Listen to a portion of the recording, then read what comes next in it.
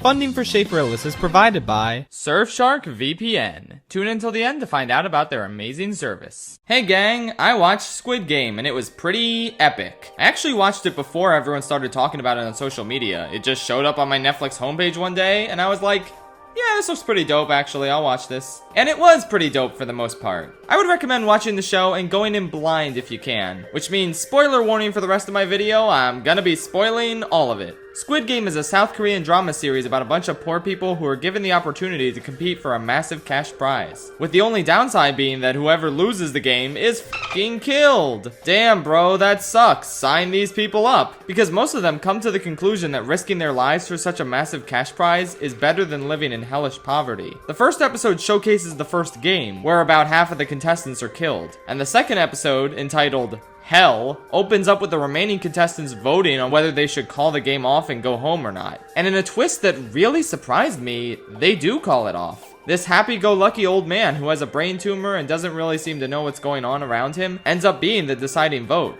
So everyone gets an out, and yet, after returning to their impoverished lives and experiencing so many of the injustices they had a brief chance to fix with that tantalizing prize money, they all decide it's worth it to return to the game and risk everything for the chance to give themselves and their families a better life. The social commentary in this show is simple, yet incredibly effective. The way the poor are treated is fucking raw and horrific, and even though this Squid Game gives these contestants a chance to rise above their social status, it nonetheless still exists as a spectacle for the rich and powerful to gawk at. A bunch of people have complained about the way these rich American VIPs are acted and written, but I think they were portrayed perfectly as these absolute irredeemable degenerates. Meanwhile, you really get invested in the plights of these contestants. Gi-hun is an effective protagonist because of how well the first two episodes set up his interpersonal relationships, and how much you want to see him do right by his daughter and mother. Seebach is an interesting and mysterious character who, quite frankly, deserved better. Sang-woo makes for an incredibly interesting sleeper true antagonist after the designated antagonist is killed off in the second to last game. My poor sweet Ali, oh no! Yeah, he's a good character too. And then there was my favorite, Oh Il-nam, the kindly old man who's only in here because he has nothing left to lose. He's gonna die from his brain tumor anyway, so might as well die in here trying to get the money, rather than slowly die out in the real world. He's just such a ball of positivity that this game desperately needed, and I felt for him so much. I got really close to crying at episode 6, where everyone is told to partner up and Gi-hun takes pity on the old man and partners with him despite the fact that the old man might hold them back in the challenge. And then it turns out the challenge is partner against partner, which means we know that some of the main characters who partner with each other aren't making it out alive. And we especially know that the old man isn't making it out over the main character, and it's really emotional, and I almost cried. Oh my god, I was on edge this entire episode. It's honestly amazing and the most heartfelt and tragic way for this character to go out. I was really emotionally drained at this point, but of course, the game went on, with Gi-hun managing to win the prize money in a brutal last battle that ended with his old friend Sang-woo killing himself after being defeated in the game. The profound emptiness I felt as Gi-hun wandered these city streets, only to be asked about Sang-woo by his mother, only to find his own mother died while he was away. Oh my god, it's an indescribable feeling. This was on track to be an amazing finale, and perhaps the best episode of the show, even topping the aforementioned Old Man Death by Marbles episode. But then, in a surprise twist, it turns out the old man is still alive and was secretly the host of the game the entire time! No, I'm just messing with you. That makes no sense and it would be really stupid. Oh, wait, hold on. Let me check my notes here. Yep, no, I was right the first time. That's exactly what happened. It was the old man. Let's back up a bit. It's 1 year after the Squid Game ended, and Gi-hun has yet to use his prize money for anything. Okay, I understand feeling guilty and not wanting to use it on yourself, but you couldn't have upheld your promise to Seebach and gotten her little brother out of the orphanage by now? You couldn't have spent the money on the other contestants' families? Alright. Anyway, Gi-hun gets a business card with the game's PlayStation-ass symbols on it that asks him to meet at a certain building and ends by using the nickname that he and the old man had for each other during the game. So he goes there, and the old man is apparently on his deathbed. He had really good foresight to know that he was going to die on the exact night and time that he asked Gi-hun to meet him on. So his name was real, his tumor was real. The only difference is that he was secretly the host of the game the whole time, and he just really wanted to play it with all the poor people before he died. Then they they have a little bet going that no one's gonna help this poor guy on the street before midnight. Then eventually someone does help him and Gi-hoon wins the bet, and then the old guy dies. And for some reason, this is the push that Gi-hoon needs to use his money for good, get Seebach's little brother out of the orphanage and into the care of Sang-woo's mother, leave her with a large sum of cash, and then, I guess, try and single-handedly take down the Squid Game Society instead of seeing his daughter.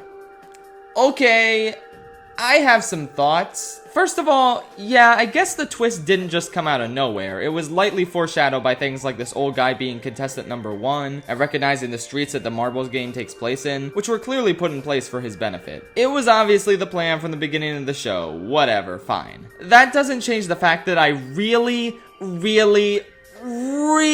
don't like this twist. For a number of reasons. There's of course the obvious problem where you took one of the most emotionally powerful moments in the entire show and basically told us, yeah, it didn't matter at all. There were no stakes looking back on this scene, the old man was always gonna be fine, so who cares? But if that's really how they're gonna play this, then I guess I'm down for this in theory. This was the most shocked I've been by a twist villain in ages, so I guess I'm okay with this moment if they end up doing interesting things with it going forward, and if they recontextualize the previous story and character events in interesting ways. But that's really the main issue here. This twist adds absolutely nothing to the story and changes none of my feelings about any of it. The identity of the game's host is such a minimal element of the overall experience that it truly makes no difference whether we know or don't know who it is. It's still the same fucked up game as before, with the only difference being the fact that we now know a crazy old man was using it as a way to vibe and make friends. And let's talk about said old man, shall we? If this twist accomplishes anything, it should make us feel betrayed and angry at this guy, since he runs a crazy murder game show and he lied the whole time. But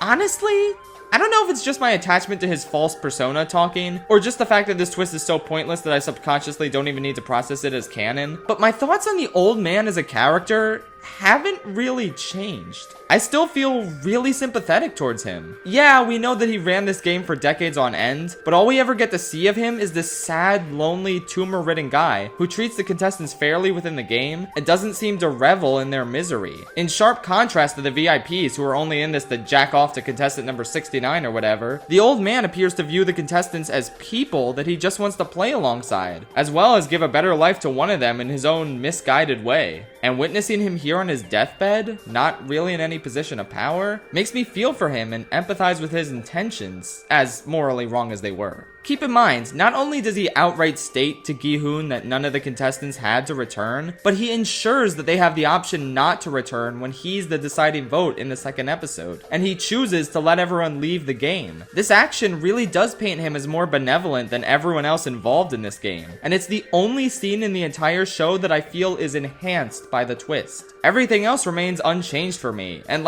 I know I really shouldn't sympathize with this guy. He clearly doesn't care about the plights of the poor, or else he would have just given his money away rather than create this elaborate game. It was clearly only done for the amusement of him and his friends. Yeah, I get it. He's a pretty deplorable person. But at this stage in his life, it's hard to get angry at him. He's just a confused old guy saddled with a brain tumor whose initial evil intentions are behind him. He reminded me a lot of Beatrice Horseman in season 4 of BoJack, a formerly evil as hell character who's now nothing more than a sad, confused old woman that deserves a little sympathy. So if this twist was designed to make the old man unlikable and into a genuinely formidable twist villain, it really didn't work for me. Within the confines of the events portrayed on screen in the show, he remains sympathetic from beginning to end. And on top of that, I noticed a pretty big logical inconsistency that this twist brought up. Dare I say, it's a plot hole even. So the whole point of the game is that no one ever has an unfair advantage. They hammer this point home by publicly killing the doctor that had prior knowledge of which games would occur. But at the same time, they obviously don't want to kill the old man since he's the host of the entire thing. He has in-universe plot armor, baby. So how exactly was the tug-of-war game supposed to go down if his team lost? Which they came pretty close to doing. How are they going to save the old man if he fell over the edge without making it look suspicious? Or maybe the game was somehow designed so that the old man's team couldn't lose, which would effectively give an unfair advantage to 9 of the other players. Nice going, you PlayStation-ass morons. You cheated not only the game, but yourself. Anyway, believe it or not, the attempted character assassination of the old man isn't the only issue I take with this scene in the finale. It's this whole bet they have going that someone will come to help the drunk homeless man on the street. Gi-hoon just stands there and observes him for half an hour while talking to the old man, and like, you see the obvious direction this scene should have gone in, right? The old man says that Gi-hoon wins the bet if someone helps the old man before midnight. Someone. He never explicitly says that Gi-hoon can't be the one who helps him. This scene should have concluded with Gi-hoon leaving the office and going to help the man himself, which would then lead perfectly to him realizing he could help other people using his money. Instead, it all comes down to dumb luck. At the very last minute, some police come by and check out the body, which like, that's not even a true instance of a stranger helping this poor guy out of the goodness of their heart. This is literally just the police doing their job. It's such a dismal scene for so many reasons, and it feels like the intention was for it to be uplifting. But it's not. If anything, I'm really mad at Gi-hoon for just letting this guy freeze to death as part of this stupid bet. In this moment, how is he any different than the VIPs who gawk at the poor people killing each other for the sake of their amusement? Is the show trying to make a statement? Like, now that Gi-hoon has all this money, he's become one of them and can't empathize with the poor anymore? Because the rest of the episode pretty blatantly disproves that idea, with him using his money to help people and then vowing to take the game down. So why is this scene like this? It doesn't make any sense. And then whatever, the old man is dead now, so it's not like bringing him back even mattered. He could have easily just died for real in the marbles game, and Gi-hoon could have just seen a homeless man on the street and helped him without being prompted to, snapping him out of his funk and getting him to actually use his money for good things. The old man twist scene could have so easily been written out of the series and replaced with anything else, and it would not make a lick of difference. That's why I can only really categorize this twist as a complete failure. A dreadful sour spot in an otherwise amazing season of television.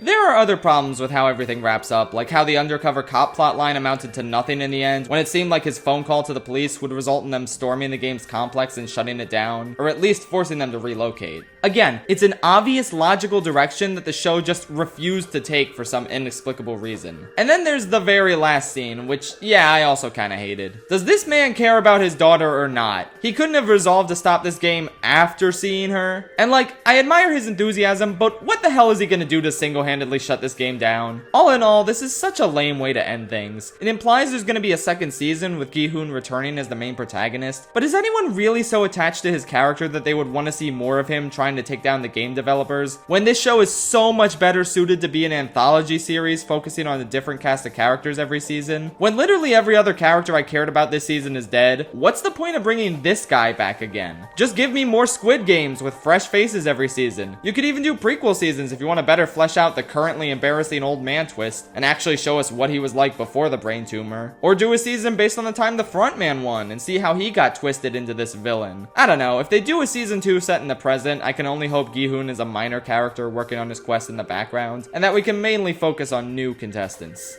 Overall, this show is great and well worth watching, but its conclusion really left a bad taste in my mouth for a number of reasons, and it would have been so much stronger without this completely unnecessary twist and an actual conclusive ending to Gi-hoon's story. Still, it's definitely worth checking out if you haven't already. Rest in peace, old man. It was so sad and powerful when you died at the marbles game and never came back ever, the end. Also, the frontman has the exact same mask as the Ghost Army from Lake Michigan Monster. Just wanted to mention that. Anywho, now it's time to talk about Squid Shark VPN. I mean Surf Squid VPN. I mean Shark Game Surf Shark VPN. There we go. Talking is hard sometimes. An incredible product that encrypts your data and protects you online. Surfshark VPN allows you to access geo-restricted content, meaning you can trick your browser into thinking you're in another country, thus allowing you to access content you couldn't get otherwise. That way, you don't have to physically travel to another country to watch that country's exclusive Netflix content, for example. You can also use Surfshark and its Surfshark Alert system to get alerts anytime your email address or password is compromised. Surfshark Alert scans various databases of leaked information and notifies its users if their data is found so they can take action, which is an absolutely invaluable feature. Surfshark is also totally unlimited, meaning you can use it on as many devices as you like, even all at the same time. No other VPN allows this. Go to surfshark.deal/Rillis and enter promo code Rillis to get 83% off and 1 extra month of Surfshark VPN for free. It's an amazing deal, and it's even better because it comes with a 30-day money-back guarantee. So if you're not satisfied, you can cancel during those 30 days and get your money back. Once again, head to surfshark.deal/Rillis and enter the promo code Rillis. Have a great time with Surfshark VPN.